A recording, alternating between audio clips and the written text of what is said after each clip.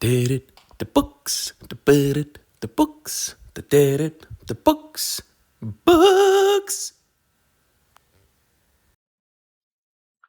All right, welcome back to I'll Read It Eventually. Today I'm going to be talking about a pair of books, The Tower of Death and When Death Birds Fly, both about the sword and sorcery hero Cormac Mac Art, created by Robert E. Howard. And both of these books are by Andrew Offutt, with an assist from someone named Keith Taylor. I'm not exactly sure what the relationship there is. I know Andrew Offutt because he's written other sword and sorcery stuff that I've read. The way that the introduction to this book made it sound is that Keith Taylor is sort of like a historical advisor, um, which is ironic given that the historicity in these books is kind of suspect, but doesn't matter. Um, I'm talking about them both together for two reasons. Number one, they are paired stories. Um, When Death Birds Fly is a direct sequel to The Tower of Death. So there's that. They share villains. They share obviously characters, but even secondary characters. So not just Cormac McArt and his best friend, or I guess they're best friends, whose name is Wolf here, Skull Splitter. Which again, remember what genre this is, what kind of literature we're talking about. It's not highbrow, which is fine. Um, but even secondary characters, there are several that are shared between these two books, and so they definitely are paired. The next book in this series of seven is actually a collection of Robert Howard's original short stories called Tigers of the Sea. um, so these may lead into that, but they're not paired in the same way because obviously different authors, and those are the original stories. These are pastiche, which come much later. So I decided to review these together for that reason, but then also because there are seven of these, and although I enjoy them, I didn't want to flood the channel with sword and sorcery, and especially not sword and sorcery about one particular character. Um, I get a kick out of it, obviously, but I'm not certain that everybody else would or does. And so, gonna talk about them, but I'm not gonna do excuse me, seven consecutive episodes of Cormac McArt.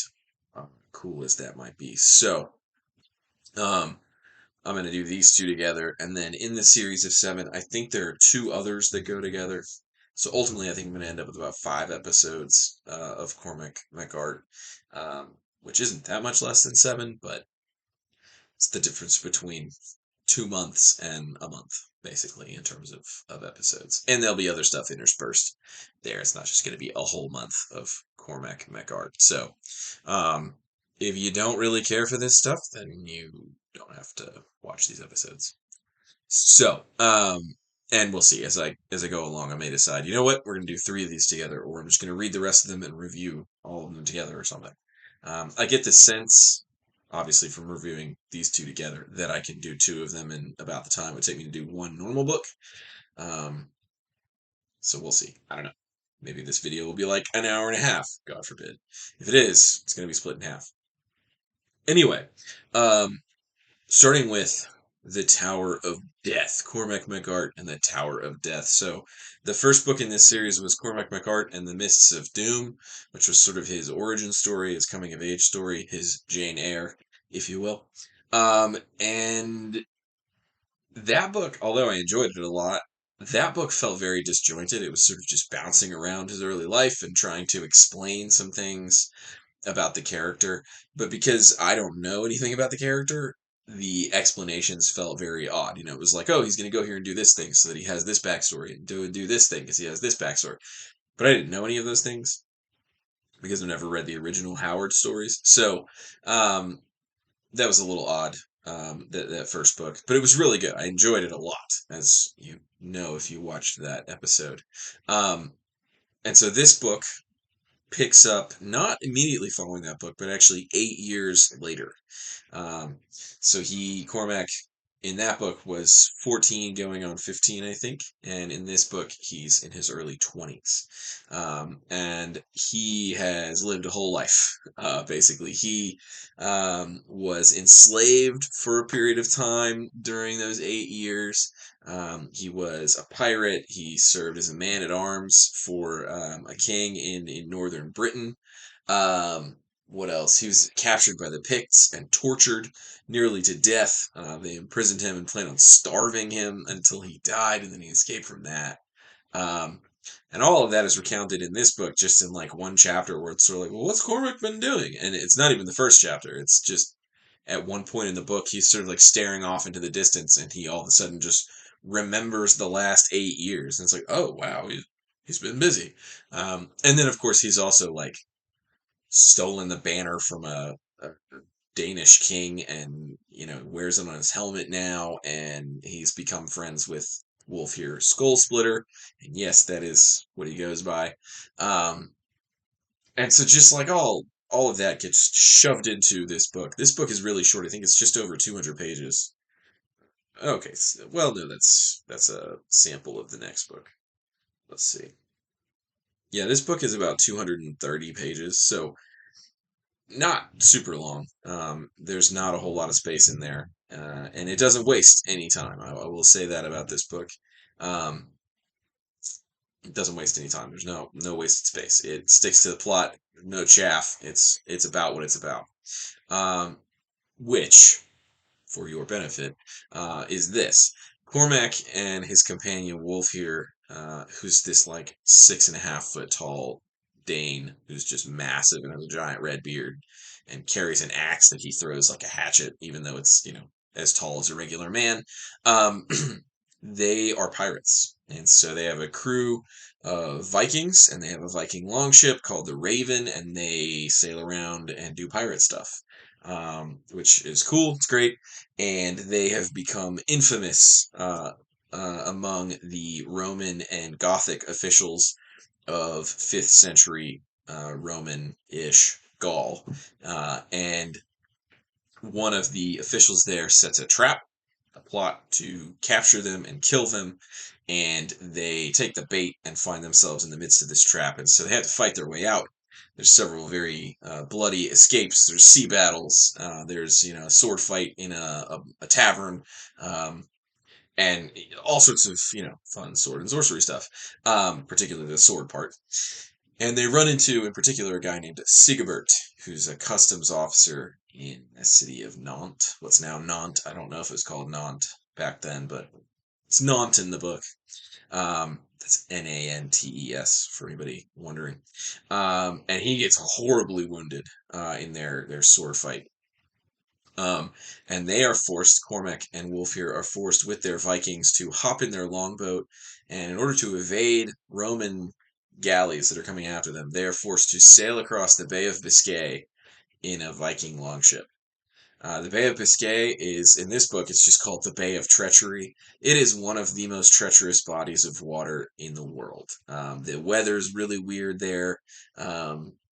And the patterns of wind and wave and current are just all over the place, and so they experience this horrible storm and find themselves at the end of like chapter 3, because again, that's what kind of book this is. All that stuff gets packed in to these very short, very action-packed chapters. By the end of like chapter 3, they have crossed the Bay of Biscay on a Viking longship, and they find themselves on the northern coast of Spain, which is a territory called Galicia.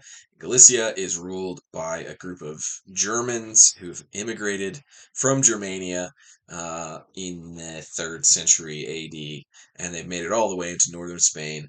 They're called the Suevi, and the Suevi have set up a kingdom in northern Spain. So they find themselves there, and they have this funny conversation where they're like, yeah, I don't think that we've really done a lot of pirating right here, so these people probably don't hate us. Let's go find out. Maybe they'll hang us, or maybe they'll be super excited to see us. And so they row over there in their longship. Um, and effectively, what happens is they show up just as a set of creepy hijinks are going on in the kingdom of the Suevi. They eventually hire out their services to the king of the Suevi, because his lighthouse keepers keep getting murdered, and there's no evidence of why they die. And I don't mean like some old dude who's out on an island by himself, alone in a lighthouse. I mean 5 to 7 fully armed and armored German warriors at a time just get murdered and have the blood sucked out of their bodies, and there's no evidence as to how or who did it. And this is where the sorcery bit comes in sword and sorcery. That's why it's called, by the way, the Tower of Death, because it's talking about a lighthouse, which is great. It's a great device. Who done it, right? A sword and sorcery who done it. And so Cormac and Wolf here hire themselves out to this king, and they say, "We'll figure out what the problem is." And they also agree to train him a navy, but I don't think that's actually going to happen in any of these books. I think they sort of like, yeah, we'll do that, and then they're going to do other stuff, like solve a mystery.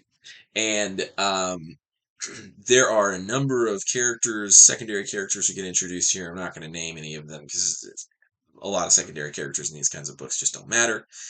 But several secondary characters are introduced. Some they're real buddy with, some not so much. Some there are romantic entanglements in these books, and so some of them want to be real chummy with Cormac in particular, and he's not having that for a variety of reasons. In the Mists of Doom, he has romantic entanglements that don't go well, so he's sort of like gun shy as a result.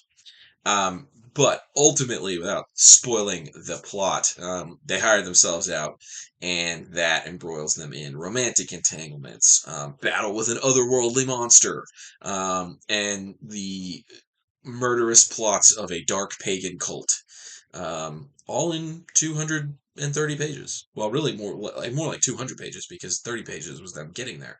So 200 pages. What I would say is this book is certainly the weaker of this pair. Um, it feels at times more like a pretty stripped down, like Dungeons and Dragons module, like a one shot, where it's just like, hey, we're going to do this thing real quick to bridge the gap between this story that we're telling over here and the story we're going to start telling next week, but we're just going to do this fun little bit here. And that's what this felt like. It There's some loose ends, some things that get introduced that never really get tied up, and then I found in the second book don't get tied up in that book either. They just sort of get mentioned, and then they don't get mentioned again ever. Um, and so there are a few like quibbles, and then excuse me, there are a couple things that get introduced and become important rather quickly. So it's like, oh, that's the villain. Wow, we didn't know who he was 5 pages ago, and here he is being the villain, that kind of thing. Uh, but again, judging the genre by the quality of the genre normally, I would say this is a great sword and sorcery book. Um, Ultimately, it's got a very strong plot because it is pretty simple. What's happening to these dudes in the lighthouse? Let's hatch a plan and figure it out ourselves, right? And that's what they do. They put themselves in harm's way, in the clutches of otherworldly monsters, as it turns out, and ultimately they are able to figure out what the issue is, in a very straightforward, very sword and sorcery manner. Um, and if you are a reader of this kind of material, then you'll be happy to know that it dips into the Cthulhu mythos of H.P. Lovecraft. If you don't know what that is, congratulations, you're not a nerd. Um, and so this book, I would say, does a lot with a little. It introduces this friendship between Cormac and Wolf here. Wolf here is a character created by Robert Howard, and so that's a pretty central piece of why anybody would write about Cormac Mac Art, is his relationship with this Danish pirate Wolf here, Skull Splitter. And so it introduces their relationship. It gives some depth to it. It gives some background to it. It tells stories. In this book, it mentions things that have already happened in their relationship. And so it presents you, by the time you get to the next book, the third book, it presents you with what feels like a very well fleshed out relationship between the two of them, which is important because in that book, their relationship's pretty deeply tested. There's some serious peril, whereas in this book, there's peril, but there's not peril. If you've read this kind of book, you know what I'm talking about. If you haven't, Yeah, they might die. Like, probably not gonna die. Although sometimes characters do die in these books, but probably not. Not anybody important, at least. And so this book I really enjoyed. When I finished it, I was like, oh, that was great. And I think it is better than the first one. The first one obviously is laboring under the burden of saying, who is this guy? And this book assumes you know who he is, and it's just like, yeah, let's get into it. Here's a wacky set of hijinks for Cormac and Wolf here to get up to. So good book. I think I gave it 4 out of 5 stars. Um, as a piece of sword and sorcery, if that's all you read, it's probably more like 4.5. But yeah, 4, given that there are other books in the world. Um, be funny to go and look at what I've rated other books that I've rated 4 stars and see if I've thrown that in with the greats of world literature. I probably have, almost certainly. The third book in this series is When Death Birds Fly, which is a really interesting title. It's unfortunate that it has the word death in it because obviously the previous one has the word death in it. I guess maybe they're trying to tie them together, but it honestly just makes them a little bit harder to tell apart, in my opinion, because most sword and sorcery is very much of a piece. And so if they don't differentiate themselves very well in like a title, then they're just all the same book. It's terrible. Uh, this is a little bit of a tangent, but the Conan the Barbarian pastiche books. So Robert Howard created Conan the Barbarian, and then a bunch of people wrote stories about Conan the Barbarian 50 years later in the 1980s. And those books from the 80s are infuriating because the titles often have nothing to do with what the story is about.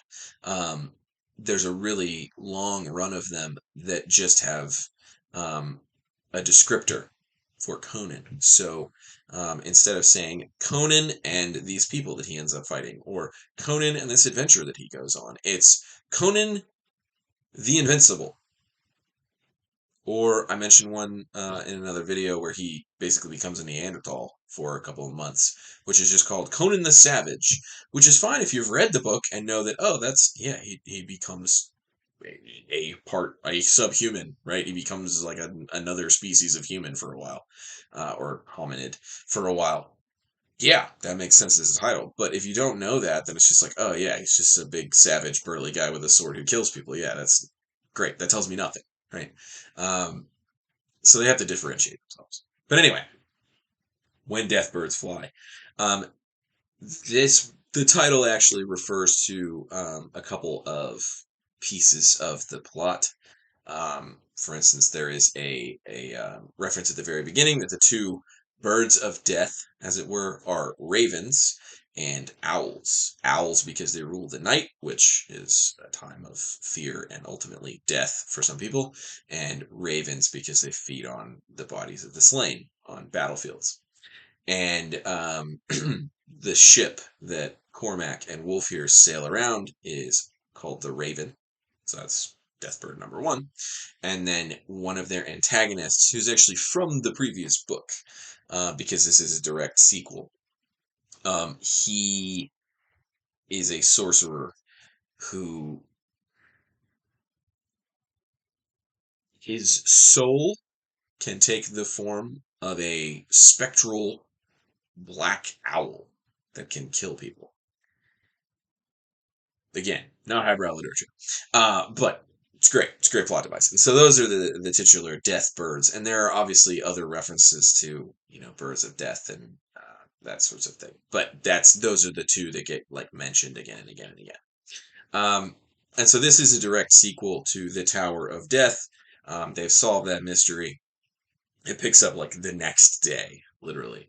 And Cormac and Wolf here basically, through the course of their adventures, they've gone from about 60 Vikings in their longship to about 40. And so they're like, hey, we're running low on men. We're going to go back to Denmark and get some more Vikings. And because they agreed to build this navy for the king of the Suevi. Wow, what a great run. they say, "Oh, we need to go get you a shipwright. We need to go get you a guy. The guy who made the Raven. We'll go get him and bring him back, and he can build your ships for you." Um, Again, I'm not confident that that storyline is ever actually going to get resolved, but that's sort of the motivating event for them to hop in the boats or the boat and sail off. And ultimately, they find themselves accosted by their enemies from the previous book. So the sorcerer, he accosts them once again, and then Sigibert, who was the customs inspector. You wouldn't have expected that guy, of all people, a customs inspector, to pop back up. But he does, because he is the villain, really, of the book. That's actually him in the black mask there. That's really not focusing well, but that's him in the black mask there, looking a little Zorro-esque. Um, so he is sort of the main antagonist. They, in the midst of their sword fight, they grievously wounded him, and he's missing an ear now, and so he's not pleased with them for that reason, among many others.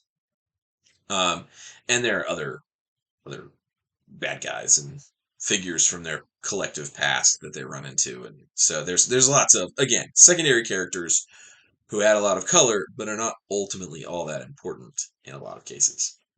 um, and their conflicts with those two are kind of tied up in an actual historical event, which is the conquest of the domain of Soissons, which is a Roman rump state in Gaul. So it's the last Romanized kingdom in Gaul in the 5th century.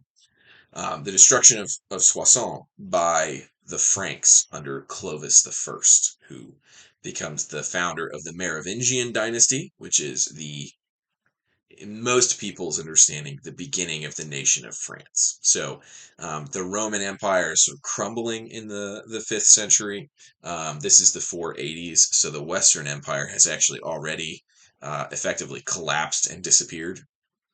And so Soissons is really its own independent state, but they still call themselves Romans. The leader of the domain of Soissons, even in this book, is called the King of the Romans, or he insists on calling himself a consul, which is a title, a Roman governmental title. That's not really what he is, but he insists on calling himself that because it's not the name king, but he's effectively a king. Um, and so that's a real set of historical events. It actually happened. Um, the characters Syagrius, who is the ruler of Soissons, and then Clovis the First, who's an actual historical figure.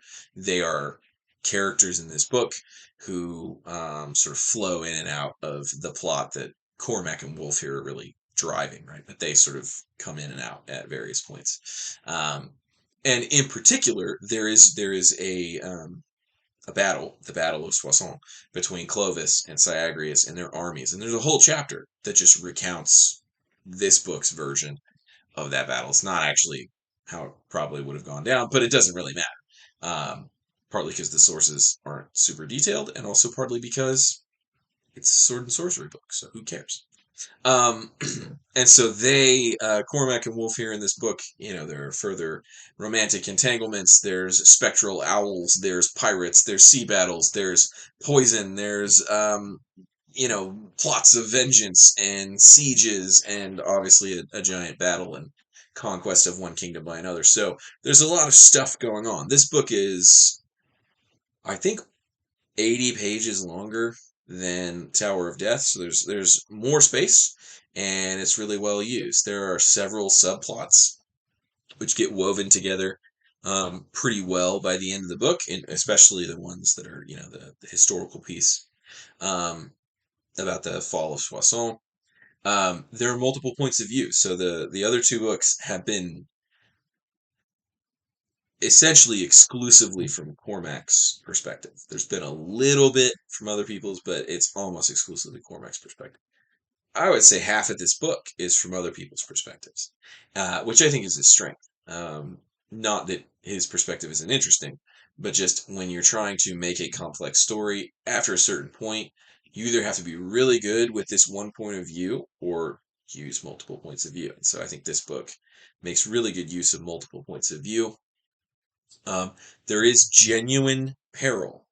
Right? Now, obviously, I have to qualify that by saying I have no idea what happens later to any of these characters. I don't even know what happens to Cormac Mac Art. He could die at the end of one of these things. I wouldn't. I mean, he could. I guess it would be the seventh one, obviously. He could die. I don't know if he dies or not. Or he could get his arm chopped off or whatever. I have no idea. And I have no idea what happens to any of the other characters, including Wolf here and the villains. I don't know if these are people who are going to recur later in the Robert Howard stories, or if they're just one-offs who nobody's ever heard of before and die in a given space of time, right? And so there is genuine peril for characters that you have been led to believe, if you have no background knowledge, you have been led to believe are important characters for these books. So that I think is nice. And then I would say the ultimate ending of these books, it's a little rushed. It's 295 pages, so it's not a very long book, but it's a little rushed. But I would say it's really high quality. I would say that for sure. It's satisfying. It ties a nice bow on most things. There are a couple things, just like in the previous book, that don't get tied up in this book. Just little loose ends.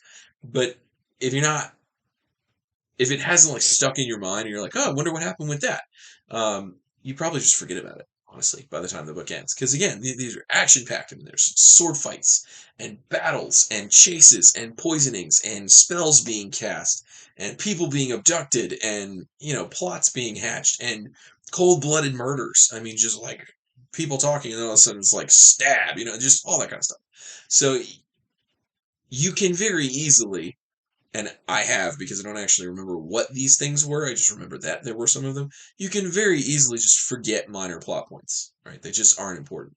Um, but if it sticks out to you, then obviously at the end of the book, you're going to be like, oh, I wonder what happened with that. I know that there were things in the book where I was like, oh, I wonder what's going to happen with that. And then I didn't ever learn. But again, I don't know what they were sitting here right now talking about it. So it can't have been that important. Um, Otherwise, I'd remember. And then, as I've said, the historical pieces or the historical illusions is really what they are. Those I think were a strong point for this book. They're in the previous books as well. I mean, the Kingdom of the Suevi in northern Spain is an actual historical thing. Um, and there are some other pieces that are historical, but that book, Tower of Death, doesn't really rely on those as a story point. This book is crafted around the Battle of Soissons and the fall of the Roman kingdom in Gaul to the Franks. So like it's a major driver of the plot.